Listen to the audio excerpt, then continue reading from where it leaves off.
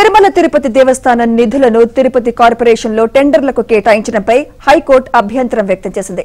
టెండర్లను పిలిచినప్పటికీ వాటిని ఖరారు చేయవద్దని, నిధులు విడుదల చేయవద్దని ఆదేశించింది.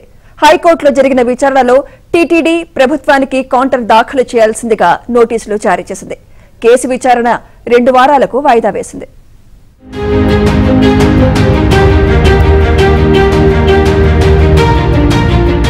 తిరుమల తిరుపతి దేవస్థానం నిధులను తిరుపతి కార్పొరేషన్లో పారిశుద్ధ్య పనులు, రహదారుల నిర్వహణ కోసం 100 కోట్లు కేటాయించడంపై బీజేపీ నేత భానుప్రకాష్ రెడ్డి హైకోర్టులో ప్రజా ప్రయోజన వ్యాజ్యం దాఖలు చేశారు.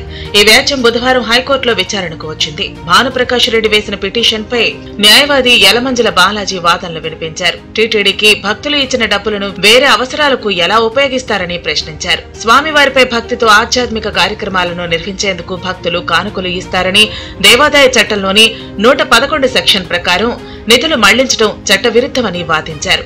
ఈ నిధులు తిరుమలలో భక్తులకు మరిన్ని సౌకర్యాలు కల్పించేందుకు, ఆధ్యాత్మిక కార్యక్రమాలు చేపట్టేందుకు, తిరుమల నిర్వహణకు మాత్రమే ఉపయోగించాలని ఆయన పేర్కొన్నారు.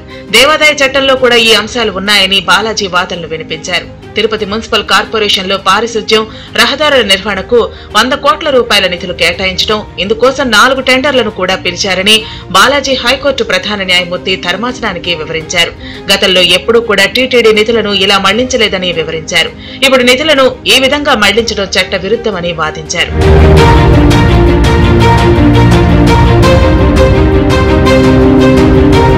నిధులను తిరుపతి కార్పొరేషన్ కు మళ్లించడంపై హైకోర్టు ప్రధాన న్యాయమూర్తి ధర్మాసనం అభ్యంతరం వ్యక్తం చేసింది. పారిశుద్ధ్య పనులకు నిధులు విడుదల చేయొద్దని ఆదేశించింది. ఈ మేరకు మధ్యంతర ఉత్తర్వులు జారీ చేసింది. టెండర్ ప్రక్రియను కొనసాగించవచ్చని, కాంట్రాక్టును మాత్రం ఖరారు చేయవద్దని ఆదేశించింది. Tirupati municipal corporation TTD EO ప్రభుత్వానికి కౌంటర్ దాఖలు చేయాల్సిందిగా నోటీసులు జారీ చేసింది. విచారణను హైకోర్టు 2 వారాలకు వాయిదా వేసింది.